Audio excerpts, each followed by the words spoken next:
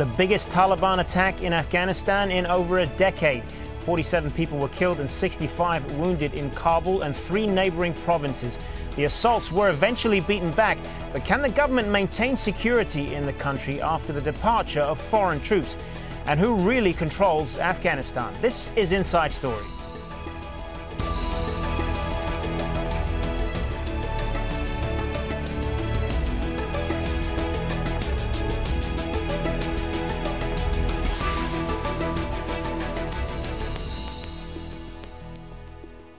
Hello and welcome to the program. I'm Sediq. On Sunday, the Taliban launched a series of coordinated attacks on as many as 7 locations across the Afghan capital. Foreign embassies, NATO headquarters and the Afghan parliament were among the targets hit in the biggest attack on Kabul since the fall of the Taliban 11 years ago. The group also launched near-simultaneous assaults in 3 other eastern cities. The Taliban said the attacks were a response to recent claims by NATO officials that the insurgency was weak. The fighting came to an end on Monday morning, almost 18 hours after it started. Afghan defense officials say 32 Taliban fighters were killed and others captured. We'll talk more about where all this leaves the all-important issue of security in Afghanistan in a moment. But first, from Kabul, Bernard Smith reports. A dramatic dawn raid on a building that for almost 18 hours had been taken over by Taliban fighters. The construction site is next to the Kabul Star Hotel in the heart of the city, close to embassies and government ministries. By dawn, Afghan security forces had managed to take control of the building. It began at lunchtime on Sunday when the sound of gunfire ricocheted across Kabul as Taliban suicide bombers launched a coordinated series of attacks on 3 locations in the city. This was outside the Kabul Star. There were also attacks on the Parliament building and NATO headquarters and another military base on the outskirts of Kabul. At each location, Taliban fighters hid in buildings that are under construction, firing guns and rocket-propelled grenades from the upper stories. Inside the Kabul Star, guests, including the Al Jazeera English team, were forced to run to the basement as suicide bombers blew themselves up outside. This scene will have been repeated across Kabul. Hundreds of thousands of people working and living in the city centre were forced to flee or take shelter. In my view, the Taliban are sending strong messages to both the Afghani forces and the foreign troops in Afghanistan that they are capable of penetrating the strict security measures taken in and around the capital, Kabul. Another message they are sending to the Afghan government that is willing to negotiate with the Taliban that they have got the upper hand in the negotiations. The Taliban claim responsibility for the attacks, saying the British and German embassies and NATO headquarters were the main targets. 3 other Afghan provinces were also targeted. In Paktika, along the Pakistan border, a NATO helicopter gunship fired at gunmen hiding in a building next to a construction site. In Jalalabad, 4 attackers in suicide vests attacked a NATO airfield and another base. 3 attackers were killed before getting into the base, and another ran away. This has been the biggest attack on Kabul since the fall of the Taliban 11 years ago. They've been able to prove that they can bring fear and panic to the heart of the capital whenever they want to. There are now serious questions about the intelligence failings that led to the city being effectively held under siege. Bernard Smith, Al Jazeera, Kabul. Well, that attack only highlights the intelligence failure in preventing such well-coordinated assaults in a heavily guarded part of Kabul. General John Allen, the US and NATO commander in Afghanistan, says the Afghan government forces managed to beat back the fighters without Allied assistance. He goes on to say they were on scene immediately, well-led and well-coordinated. They integrated their efforts, helped protect their fellow citizens and largely kept the insurgents contained. General Allen went on to say as well that the Afghan government's response to the attack shows it is capable of dealing with the security challenges. Well, before falling to Afghan and US forces in 2001, the Taliban controlled some 90% of Afghanistan's territory, but since then it's proved resilient in holding on to areas. A map of the Taliban's area of influence shows that the group has moved far beyond its traditional strongholds in the south and southeast and into central eastern provinces that neighbor the capital, Kabul. The capital is under the control of Afghan security forces and protected by the so-called Ring of Steel checkpoints. But Sunday's attacks show that the Taliban still has the capacity to mount large-scale nationwide assaults. So, can the Afghan government maintain security in the country after the departure of foreign troops? Well, to help us answer this question and a whole lot more, we hope we're joined by our guests. In Kabul, Sediqqi, an Interior Ministry spokesman for the Afghan government, and in Washington, Caroline Wadhams, Senior Fellow at the Center for American Progress. Good to have you both with us. Mr. Sediq, if I could start with you. What do these attacks say about the state of security in Afghanistan, and more importantly, the future of the country when foreign troops eventually leave? Well, the future of the country, of course, will be secured by the Afghan national forces, that they are growing in number and growing in terms of there's tangible achievements in terms of the training of the Afghan security forces. Of course, we are in the middle of the transition process of the security responsibility from the international forces to the Afghan forces. And according to this timeline, we are focusing a lot on the professionalization of Afghan forces and the training, so that after 2014, we take most of the responsibility by demonstrating capability and especially providing security for all the country. We are hopeful and optimistic for the future, and we are going according to the plan that we've already maintained and worked with the international community. So there is light at the end of the tunnel. But the perception at the moment certainly doesn't appear that way. I mean, the fact that the insurgents were able to carry out these attacks in the first place and on a large scale, well coordinated, doesn't this represent a major failure of intelligence on the part of Afghan security forces and the NATO-led troops backing them up? Well, unfortunately, today we are facing the most dangerous threat in the war against terror, and that's the terrorism in this part of the world. We are facing suicide bombers that no country has ever experienced in the past. And today, the Afghan people are paying huge sacrifices, not only for the peace of Afghanistan, but for the peace of the world as well. So if you look at the nature and kind of the threat that we are facing at this stage, one can say that still we can control, and we do have the ability to prevent these attackers and suicide bombers to inflict a bigger loss. For example, if you look at yesterday's attack in 4 provinces with a large number of suicide bombers who have come here to kill themselves and kill others, and the police reacted quickly and very professionally, so that there was a limited loss, and they were contained. In fact, if you say that way, they were not able to take lots of casualties, especially of the civilian. The police were able to contain them, and at the same time we protected the civilians. In all these incidents in 4 provinces, only 3 civilians were killed. So it means that even if they come with this big number of suicide bombers or a possible huge threat to the stability of the country, today the Afghan forces do have that capability to encounter them. Yeah, I mean, I appreciate that you want to talk up the positives that came out of this as much as possible. But as you know, this series of attacks grabbed headlines around the world, and perception matters a great deal. And although the reality on the ground is that these attacks were ultimately thwarted, as you rightly say, are you not concerned about the propaganda effects of this on ordinary Afghans? The sense of fear about security and the perception that the Taliban can strike whenever they want, where they want? Of course, we are very much concerned about these attacks that happen, but at the same time, we do understand that all Afghans at this stage know that what kind of threat we are facing. All Afghans still believe that there are still heavens and safe places for the terror networks such as the Taliban and the Haqqani and the other side of the border. So understanding this by the Afghan people, this takes us all together, not only the Afghan government, but the people as well all together, to look at the future where we work together and unitedly to counter this immense. As I said before, we are worried about the way they are attacking. Of course, it's a huge matter of concern.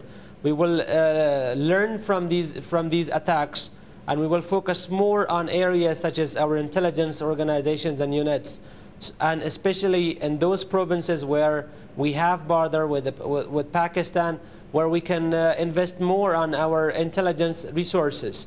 So day by day, there's an improvement in terms of looking at these incidents in Afghanistan, but still, unfortunately, we as Afghans face a very bad threat and very dangerous threat, and that is the worst kind of terror on earth.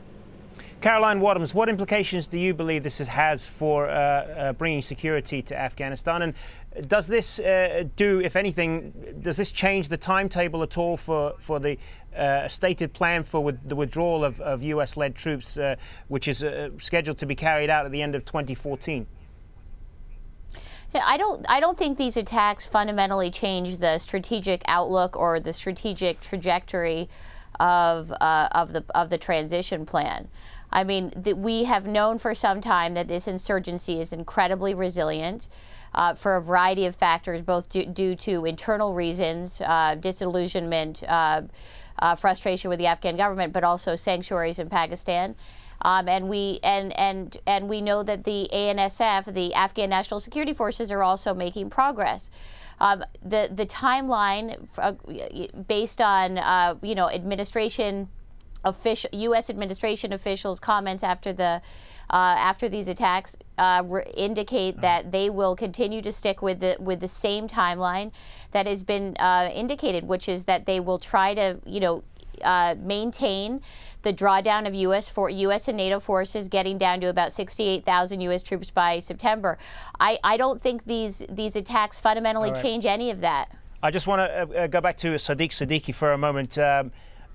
Sediqqi, the Taliban are saying that this is only the beginning, that you can expect a lot more of this in the coming weeks. Is that something Afghan forces will be ready for?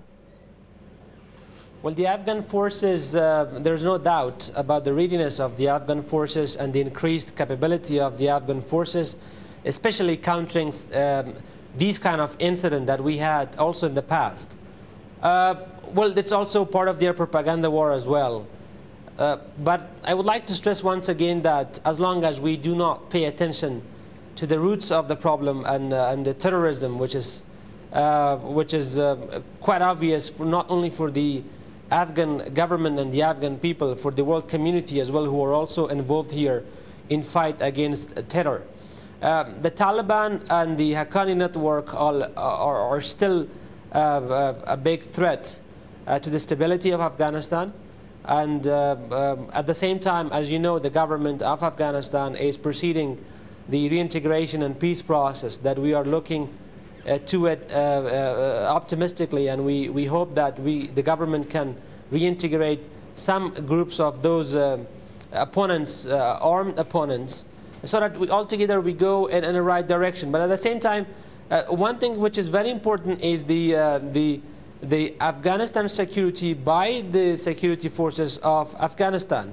So we still have 3 more years to look into ways where we can prevent the infiltration and prevent these incidents if it happens in the future, and focus on a lot on our capabilities to encounter insurgent attacks. All right. The scale it was yesterday. You talk about the peace process going forward, and that is ultimately, any sort of political solution here is going to ultimately involve talking to the Taliban on some level. How can you see them as honest brokers when attacks like this are being carried out? Well, we all believe here in Afghanistan that there should be peace one day. Every Afghan believes that, and everybody is so committed to the peace process. And that will be the solution for the Afghanistan, and the people to have peace. But at the same time, those who are against peace, like the Taliban, and if they fight against the Afghan people, we will still continue to fight, and we will still try to protect the Afghan people from this danger. So that's very important. At the same time, we have lots of developments in terms of creating a common sense among the country where everybody believes that we should look into ways, sustainable ways of approaching to those opponents and bring them and convince them in terms of to be reintegrated in the peace process. All right. Caroline Wadhams, if I could turn back to you on this. This is a war that has dragged on at great human and financial costs for over a decade now. From the Obama administration's point of view, is there really any alternative to the current course which they have set out here? I don't think the administration sees an alternative. They believe that they need to focus on building the Afghan National Security Forces, continuing to target the insurgency while the foreign forces are still there, but maintain this drawdown. And I think what they're hoping is that, beyond that, they're going to sign a long-term strategic partnership agreement with the Afghans so that beyond 2014, there can be some small U.S. force presence to support the Afghan government in extreme cases and to protect U.S. interests, which is to do some counterterrorism operations when necessary. But at this point they believe that they have a path forward here, and that the Afghans, that they increasingly want to hand over control and sovereignty to the Afghan government and really just become go to a support role, have much less of a military presence and a financial and decrease the financial assistance. Sediq, if I could turn back to you on this, and I want to go back to the issue of the intelligence failure here. There are dozens, possibly hundreds of people who could have been involved in the training and the whole setup of these attacks, and then infiltrating into the heart of Kabul as well. The large number of insurgents who were involved in this, and yet neither Afghan nor foreign intelligence seem to have any idea about this unprecedented wave of attacks that occurs. Doesn't this say something about the lack of any understanding about how the insurgents work inside Afghanistan? These incidents that happened yesterday were really unfortunate, and everybody is so concerned about how this happened, and we've started an investigation with all other security organizations and with our international partners here to see and find out how the insurgents were able to conduct this kind of attacks, multiple attacks on different cities. At the same time, in the coming months and years, we are going to invest more on our intelligence resources. We will do everything possible to have a better understanding of how these insurgents carry out their plan and how they actually organize these plots. So this will be the main areas of focus in the coming months and years. But at the same time, we will take all immediate measures where we can trace and track all those Taliban networks and their members who are operating in some parts of the country. But as I said, we should also look at this side of the occasion as well, because if this attack had happened 5 years ago or 6 years ago, that could have really inflicted a bigger loss. At the same time, we are also increasing our focus and putting our focus on the capacity and capability of our special forces to encounter these incidents in a way where people can trust their security forces. Today, everyone in the country, they praised what the security forces did, and they knew that the Taliban can bring no achievement rather than violence and terror.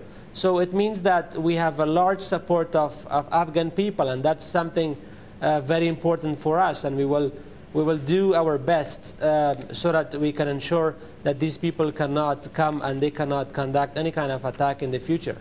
All right, well, let's talk a bit more about the way ordinary Afghans view the foreign troop presence in Afghanistan. Now, recent provocations by US soldiers have increased the anger in the country. Pictures released online in January showed US Marines abusing Taliban fighters. The video posted on YouTube showed men in uniform urinating on the dead bodies of 3 Afghans. And in February, US soldiers burned copies of the Quran at a NATO base in the capital, Kabul. The incident triggered riots across the country. More than 30 people were killed, including 2 American soldiers. And in March, a US soldier went on a rampage and killed 16 civilians in Helmand province. The Taliban has since pulled from reconciliation talks. Now, Caroline Wadhams, if we talk about governments like to talk about winning hearts and minds, whether we're talking about Afghanistan or Iraq or anywhere else in the world, for that matter. The 3 incidents that we listed just there, together with the attacks that happened on Sunday, what does that do for this battle to win hearts and minds in Afghanistan? I mean, it doesn't really do a whole lot there, does it? I mean, no. I mean, I think that clearly the resentment against the U.S. and the NATO military presence has grown over the past year, especially, but over the past 10 years.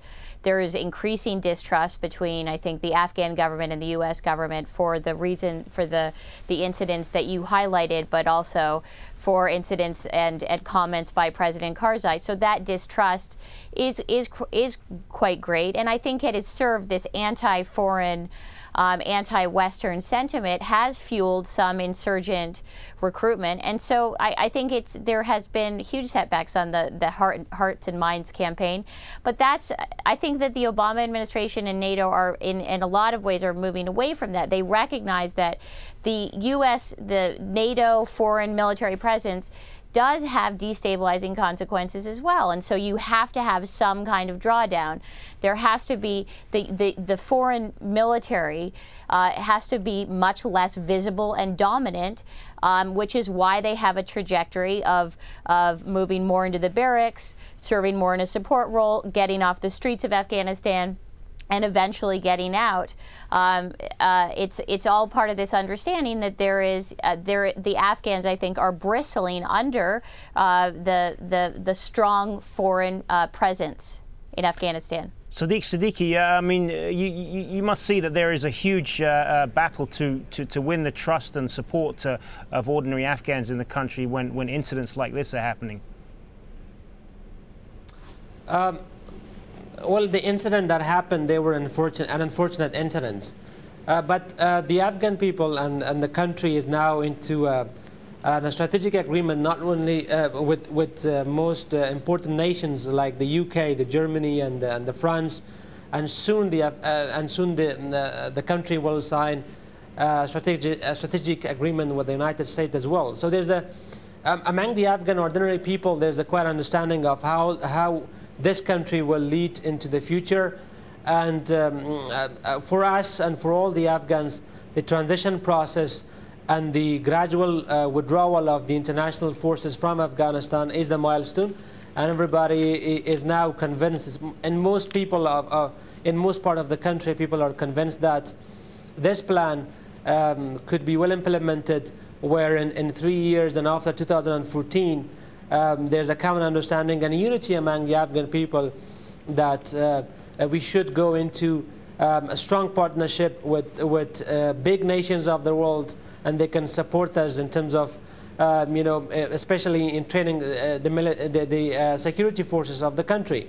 So there's a now understanding, and everybody now looks into the way how this process will bear fruit, and we are confident that the Afghan people can lead this nation with the support of the international community, but in a different type of support which that has come into the transition process, and especially after 2014. And on that note, we're going to leave it there. Thank you to both of our guests in Kabul, Sediqqi, and in Washington, D.C., Caroline Wadhams. Thanks very much for your time. Thank you for joining us on this edition of Inside Story. As always, if you want to send us your feedback, you can email your thoughts to us at insidestory@aljazeera.net. I'm Hazem Sika. Thanks for watching. The latest news is up next. We'll see you next time.